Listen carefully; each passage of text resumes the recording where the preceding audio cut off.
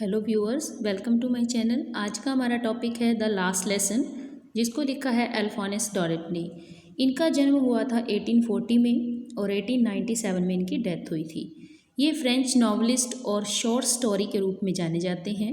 और ये जो लेसन है उस टाइम सेट हुआ था जब फ्रांस और पर्शिया की आपस में लड़ाई चल रही थी, और ये टाइम पीरियड था 1870 और 71 का। इसके अंदर जो प्रशिया है उसने फ्रांस को हरा दिया था, और फ्रांस के दो डिस्ट्रिक्ट थे अल्सेस एंड लॉरेन, उसके ऊपर पर्शिया ने अपना कब्जा कर लिया था, अपने कंट्रोल में कर लिया था। तो अब हम स्टोरी स्टार्ट करने से पहले इसके करेक्टर्स के बारे में जान लेते हैं। एम हैमिल, जो कि इस लेसन के अंदर मेन करेक्टर हैं, टीचर हैं, जो कि 40 सालों से लगातार यहीं पे हैं, पढ़ा रहे हैं फ्रेंच लैंग्वेज। और दूसरा जो करेक्टर है वह फ्रेंड्स, जो एक ऐसा स्टूडेंट है जो अपने टीचर के लेक्चर से बचना चाहता है और क्लासेस में आने के लिए है जो बार बार हेजिटेट होता है। और विलेजर्स, जो कि एम हैमिल को जब वो लास्ट लेक्चर वहाँ पे डिलीवर कर रहे थे उनको रिस्पेक्ट देने के लिए वहाँ पर आए थे, लास्ट लेक्चर अटेंड किया था उन्होंने। तो ये थे हमारे करेक्टर्स। अब हम लेसन की शुरुआत करते हैं। लेसन की शुरुआत में है friends care while going to the school, यानी फ्रेंच है स्कूल जाने, जब स्कूल जाता है तो उस टाइम थोड़ा सा डरता है। वो किस वजह से डरता है, यहाँ पर एक फ्रेंच नाम के लड़के की स्टोरी है, जो कि एम हैमिल के स्कूल का एक स्टूडेंट है वो। और एक दिन उसको स्कूल जाने के लिए जो वो लेट हो जाता है, और वो जल्दी से स्कूल उस टाइम फिर जाता है जल्दी जल्दी कि मैं जल्दी पहुंच जाऊं स्कूल में, क्योंकि उसको लगता था कि अगर वो देर से पहुंचा तो उसको डांट पड़ सकती है। और एम हैमिल ने है जो पार्टिसिपल्स के ऊपर क्वेश्चन भी पूछने थे, तो फ्रेंच ने उनको याद भी नहीं किया था। तो एक पल के लिए तो फ्रेंच ने सोचा कि मैं यहाँ से भाग जाता हूँ और सारा दिन मैं यहाँ कहाँ बिता लेता हूँ, और इस तरीके से मैं एम हैमिल के गुस्से से बच जाऊँगा। लेकिन तब उसने स्कूल में जाने का फैसला कर लिया और वो आगे बढ़ता है। और उस दिन का जो टाइम था, ब्राइट डे था, बिल्कुल सनशाइन अच्छे से सूर्य अच्छे से चमक रहा था। और वहाँ पर मतलब बाहर की साइड में जो पर्शियन सोल्जर्स हैं वो वहाँ पर ड्रिलिंग कर रहे थे ओपन फील्ड के अंदर, और इस तरीके से वहाँ का एनवायरनमेंट था। और जो फ्रेंड्स है वो जल्दी से स्कूल जाने के लिए मतलब फटाफट तेज़ी से चलता है।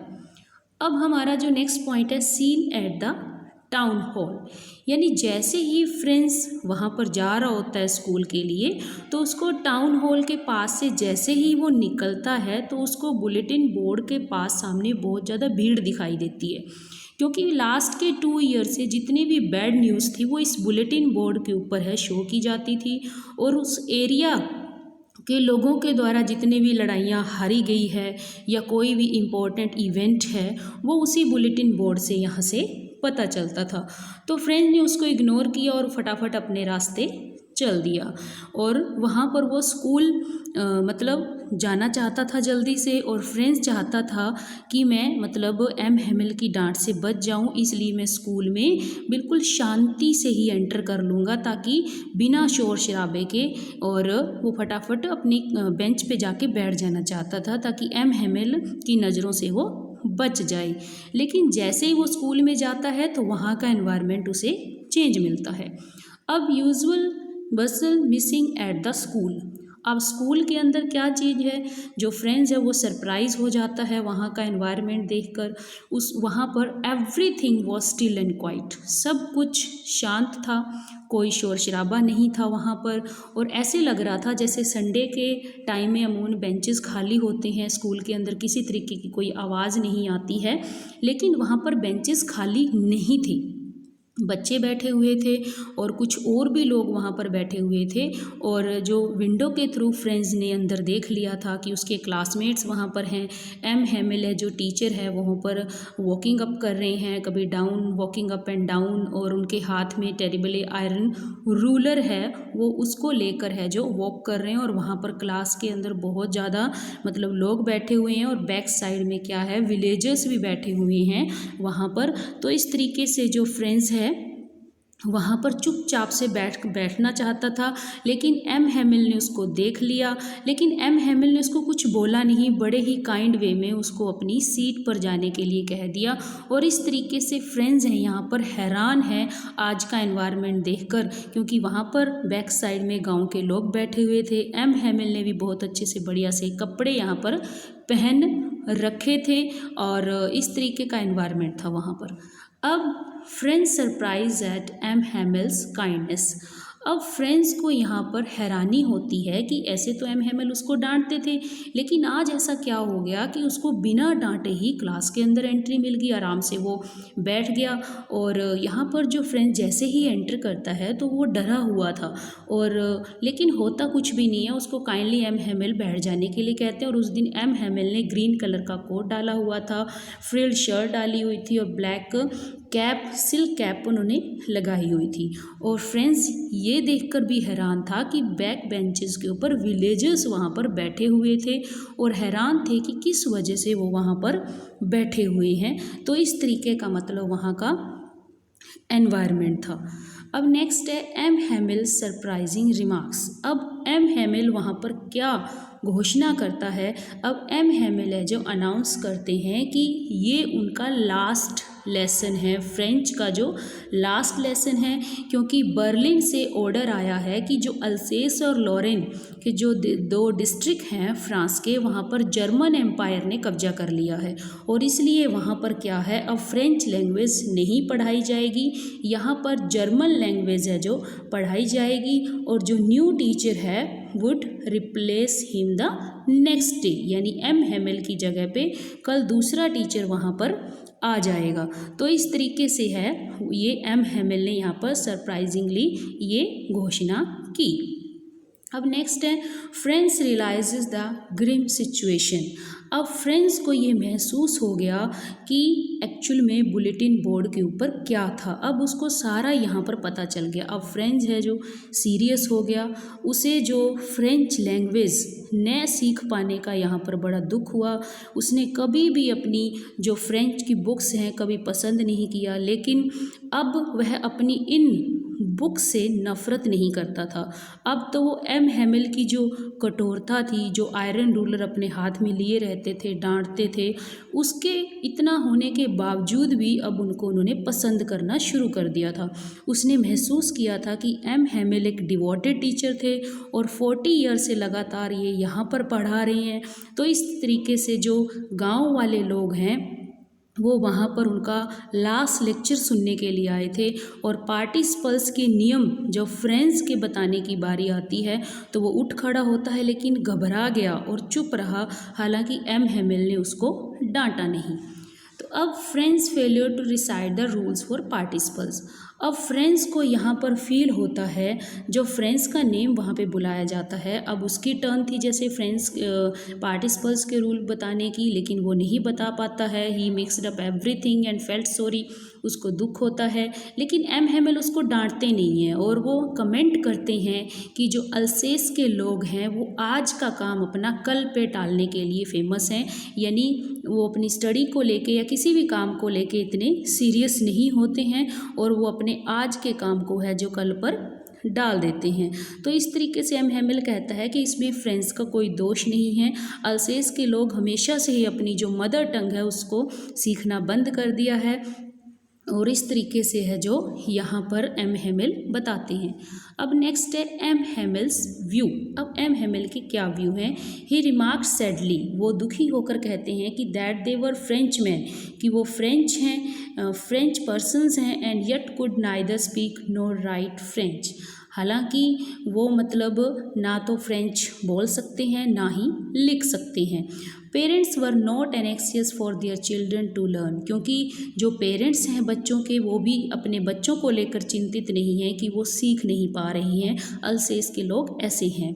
French is the most beautiful language in the world. M Hamel कहते हैं कि जो फ्रेंच है वो वर्ल्ड की सबसे सुंदर लैंग्वेज है। हमें है जो इसको मतलब बहुत ही ज़्यादा ये लॉजिकल लैंग्वेज हमें लगती है। एम हैमिल ये भी रिक्वेस्ट करते हैं कि हमें अपनी लैंग्वेज से जुड़े रहना है और उसकी रक्षा भी करनी है। तो इस तरीके से एम हैमिल कहते हैं। अब नेक्स्ट है last lesson. The last lesson यानी एम हेमेले यहाँ पर अपना लास्ट लेक्चर डिलीवर करता है ग्रामर का बहुत ही ईजी वे में। फ्रेंच भी इसको अच्छे से समझ लेता है। फ्रेंड्स को ये फील हो रहा है कि काश मैंने इस तरीके से लेक्चर पहले सुने होते तो आज मैं फ्रेंच लैंग्वेज के अंदर परफेक्ट होता, आज मुझे सब कुछ समझ आ रहा है। तो इस तरीके से जो फ्रेंड्स यहाँ पर फील कर रहा है। और टीचर है वहाँ पर अपना राइटिंग का काम भी वहाँ पर उनको देता है। हर कोई अपने राइटिंग काम में बिजी हो जाता है।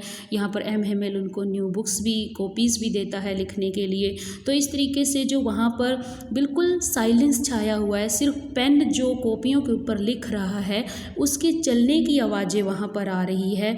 और वहाँ पर जो रूम के अंदर बाहर से जो बीटल हैं वो उड़कर अंदर आ रहे हैं, लेकिन उनकी तरफ कोई ध्यान नहीं दे रहा, सारे अपने लिखने के वर्क में लगे हुए हैं। तो इस तरीके से यहाँ पर जो एम हेमेल है वो कहते हैं कि जो लोग मतलब यहाँ पर परतंत्र भी हो चुके हैं, पराधीन हो चुके हैं, उन्हें भी अपनी लैंग्वेज से चिपके रहना चाहिए, अपनी लैंग्वेज से प्यार करना चाहिए। अगर हम अपनी लैंग्वेज के साथ जुड़े रहेंगे तो किसी ना किसी दिन हमें फ्रीडम जरूर मिलेगी। तो नेक्स्ट है friends opinion about their teacher and native language. अब फ्रेंड्स है अपने टीचर को लेके यहाँ पर उसकी ओपिनियन बदल जाती है। 40 सालों से जो एम हेमेल है यहाँ पर पढ़ा रहे हैं, लेकिन कुछ ज़्यादा चेंज नहीं हुआ था। एम हेमेल है अपने हर लेसन को ध्यान से लास्ट लेक्चर को डिलीवर करते हैं।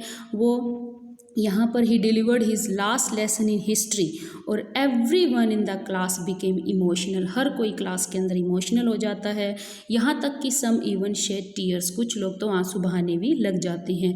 तभी फ्रेंड्स को ऊपर से, छत के ऊपर से कबूतरों के कूहने की आवाज़ें आती हैं।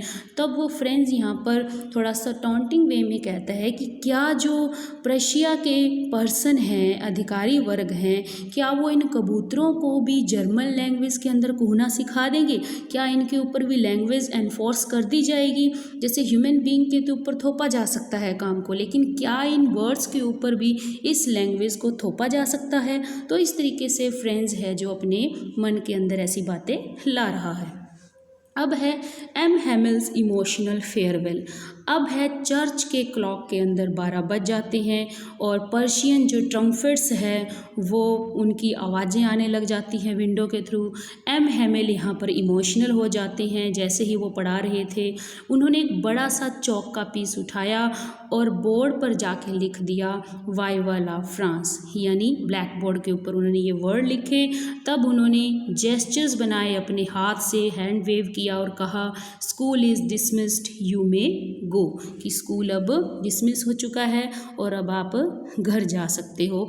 तो इस तरीके का एनवायरनमेंट वहाँ पर है। और एम हेमेल है जो उनका गला एकदम से भर गया और जैसे कुछ बोल पाने की मतलब कंडीशन में नहीं थे, और वो मतलब लैंग्वेज जो अपना फ्रेंच लैंग्वेज का लास्ट लेक्चर है यहाँ पर डिलीवर कर दिया उन्होंने। तो नेक्स्ट है हमारा मैसेज की इस लेसन से हमें क्या मतलब सबक मिलता है, मैसेज मिलता है। The story the last lesson conveys the message, ये मैसेज कन्वे करती है कि that it is unwise to neglect the learning of one's mother tongue, कि ये बुद्धिमता नहीं होती कि हम किसी की मदर टंग को सीखने के लिए उसको निगलेक्ट करें, मना करें। It is through our mother tongue, ये हमारी मदर टंग ही होती है, that we can preserve our identity, culture and even freedom, कि हम अपनी आइडेंटिटी यानी पहचान, संस्कृति, यहाँ तक कि स्वतंत्रता को भी बचा सकते हैं। This spirit of message was rightly conveyed to the students in the village when Emil wrote as large as he could। और ये मैसेज है जो राइटली तरीके से कन्वेड हो जाता है स्टूडेंट में, जो कि वहाँ के बच्चे थे, विलेजर्स थे, कि एम हेमेल जब बड़े बड़े शब्दों में है जो लिखते हैं वाइवा ला फ्रांस, की फ्रांस है जो अमर रहे। और इस तरीके से वो अपना लेक्चर यहाँ पर ख़त्म कर देते हैं और अपने हाथ के इशारे से सिर्फ साइन करते हैं, संकेत देते हैं कि स्कूल का टाइम अब पूरा हो चुका है। तो इस तरीके से ये हमारा लेसन था। Please like share and subscribe, अपने फ्रेंड्स में शेयर कीजिए। अगर आपको अच्छा लगता है तो प्लीज़ लाइक शेयर, एंड अगर कोई प्रॉब्लम है then write in comment box. Thank you.